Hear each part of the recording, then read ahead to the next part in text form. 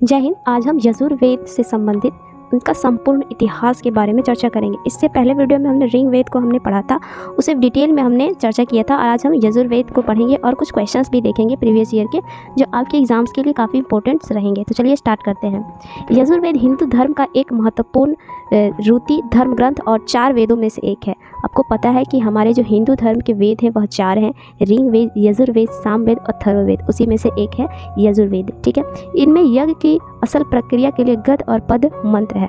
इससे पहले हमने ऋग्वेद पढ़ा था। ऋग्वेद में हमने क्या पढ़ा था कि ऋग्वेद में हमें यह पता चलता है कि इस वेद में आर्य समाज की राजनीतिक प्रणाली के बारे में पता चलता है, उसके इतिहास के बारे में पता चलता है, साथ ही साथ ईश्वर की महिमा के बारे में भी हमें ऋग्वेद में पता चलता है। लेकिन ये जो यजुर्वेद है यह एक कर्म का वेद है। इसमें हमें ईश्वर के पास किस तरह से पहुंचना है, ईश्वर की पूजा पाठ करने के लिए क्या नियम है, क्या मंत्र है, ये सारी जो हमारे सिस्टम है ये सब यजुर्वेद के अंदर आता है। ठीक है, यानी कि ऋग्वेद में ईश्वर की महिमा के बारे में पता चलता है और यजुर्वेद में जितने भी मंत्र हैं, नियम हैं, वे सारे चीज़ों का पता हमें यजुर्वेद में पता चलता है। इनमें क्या लिखा भी है, इनमें यज्ञ की असल प्रक्रिया के लिए गद और पद मंत्र है इसमें यजुर्वेद में। ठीक है, यजुर्वेद यह मुख्यतः पूजा अनुष्ठानों के लिए गद मंत्रों का वेद है। देखिए एकदम सही बात है कि ऋग्वेद जो था वो ईश्वर की महिमा का वेद था और ये जो यजुर्वेद है यह पूजा के अनुष्ठानों के लिए गद मंत्रों का वेद है। ठीक है, इसमें केवल मंत्र आएंगे, नियम कानून आएंगे, ये सब यजुर्वेद में आता है। ठीक है, यह जो है एक ऐसा वेद है जिसमें गद और पद दोनों आते हैं और यह एग्जाम के लिए भी आपकी इंपॉर्टेंट होता है। कौन सा ऐसा वेद है जिसमें गद और पद दोनों आते हैं, तो यह यजुर्वेद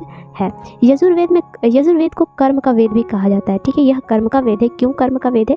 क्योंकि इसमें ईश्वर के पास पहुंचने के लिए, ईश्वर के आदेशों को मानने के लिए क्या क्या हमारे कर्म होने चाहिए, किस तरह से पूजा प्रस्थान करनी चाहिए, कौन सी मंत्र पढ़नी चाहिए, ये सभी रूल नियम कानून जो है यह यजुर्वेद में लिखा हुआ है, इसलिए इसे हमें कर्म का वेद भी कहा जाता है। लेकिन इसे विपरीत जो हमने पढ़ा था ऋग्वेद, वह बस ईश्वर की महिमा के बारे में बताता था। उसमें जो इंद्र थे उनके बारे में बताया गया था, सूर्य देवता के बारे में बताया गया था, बस सोम देवता थे उनके बारे में बस बताया गया था, और इसमें कर्म के बारे में बताया गया है। तथा वेद में भगवान का आदेश यज्ञ से सुकर्म करने की शिक्षा मिलती है। ठीक है, ताकि विश्व को श्रेष्ठ बनाते हुए सभी का कल्याण किया जा सके। यानी कहने का अर्थ है कि यजुर्वेद में भगवान का जो आदेश है, ठीक है, हम लोग ऋग्वेद में पढ़े थे कि ईश्वर की महिमा होती है, ईश्वर की महिमा की जानकारी मिलती है, लेकिन यजुर्वेद में भगवान के जो आदेश हैं उसे यज्ञ के द्वारा किस तरह से सुकर्म करके शिक्षा प्राप्त की जाती है, उसका जो मार्ग है शिक्षा प्राप्त करने का, यह यजुर्वेद सिखाता है, ताकि पूरे विश्व को श्रेष्ठ बनाते हुए सभी का कल्याण किया जा सके। यह यजुर्वेद सिखाता है। यजुर्वेद में यज्ञ के नियमों एवं विधि विधानों की संकलन मिलती है। ठीक है, इसमें यज्ञ के नियम मिलता है, विधि विधान क्या होता है, सब यजुर्वेद में मिलता है। सस्वर पाठ के लिए मंत्रों तथा बलि के समय अनुपालन के लिए नियमों का संकलन यजुर्वेद कहलाता है। यानी कि यजुर्वेद में सस्वर पाठ का मंत्र है, बलि के लिए कौन कौन से अनुपालन किए जाने चाहिए, ये सारे यजुर्वेद में मिलते हैं। इसके पाठ्यकर्ता को, ठीक है, पाठ्यकर्ता को अधर्यु कहा जाता है, यह कहते हैं। यानी कि यजुर्वेद को जो पढ़ते हैं उसको अधर्यु कहते हैं। ठीक है, चलिए देखिए कुछ क्वेश्चंस पे हम लोग बात कर लेते हैं। ऋग्वेद हम लोग पढ़े हैं, यजुर्वेद पढ़ चुके हैं। ठीक है, इन दोनों को मिला के कुछ क्वेश्चंस है, ये सब पढ़ लेते हैं हम लोग। चलिए पहला क्वेश्चन है, ऋग्वेद का कौन सा मंडल पूर्णतः सोम को समर्पित है? ठीक है, ऋग्वेद का कौन सा मंडल पूर्णतः सोम को समर्पित है? तो इसका सही जवाब हो गया 9वां मंडल। 9वां जो मंडल है यह पूर्णतः सोम को समर्पित है। और ये 10वां जो मंडल है, हमारा जो 10वां मंडल है, यह 10वां मंडल जो है वर्णित पुरुषसूत्र, जिसके अनुसार, यानी कि 10वें मंडल में ये जो एक पुरुषसूत्र होते हैं इसके अनुसार 4 वर्गों में पूरे समाज को बांटा गया, ब्राह्मण, क्षत्रिय, वैश्य और शूद्र। ठीक है, ये 10वें मंडल में है। और आपका 7वां मंडल की बात करें तो इसमें गायत्री मंत्र का बात किया गया है 8वें मंडल में। ठीक है, 7वें मंडल में नहीं, ठीक है, 8वें मंडल में बात किया गया, यानी कि 9वां मंडल हो गया इसका आंसर, जिसमें सोम का जिक्र किया गया है। 10वां मंडल में जिसमें कि पुरुष सूत्र का जिक्र किया है, जिसके अनुसार पूरे समाज को 4 वर्गों में बांटा गया है।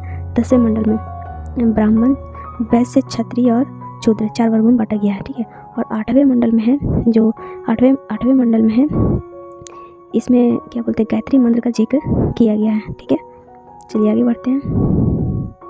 गायत्री मंत्र किस पुस्तक में लिखी गई? तो मैंने बताया गायत्री जो मंत्र है यह ऋग्वेद के 8वें मंडल में गायत्री मंत्र का जिक्र किया जाता है। अगला है, सबसे पुराना वेद कौन सा है? तो सबसे पुराना जो वेद है यह ऋग्वेद है।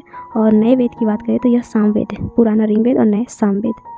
अगला क्वेश्चन है, यज्ञ संबंधित विधि विधानों का पता चलता है। अभी हम लोगों ने पढ़ा जितने भी यज्ञ हैं, नियम हैं, अनुपालन है, ये सब क्या है, यजुर्वेद में आते हैं। सब किस में आते हैं? यजुर्वेद में आते हैं। इसका आंसर क्या हो जाएगा? यजुर्वेद हो जाएगा। अगला है यजुर्वेद के पाठ्यकर्ता को क्या कहा जाता है। ठीक है, यजुर्वेद के पाठ्यकर्ता को क्या कहा जाता है? अभी हमने पढ़ा यजुर्वेद के पाठ्यकर्ता को अथर्वयु कहा जाता है। खिल किसको कहते हैं?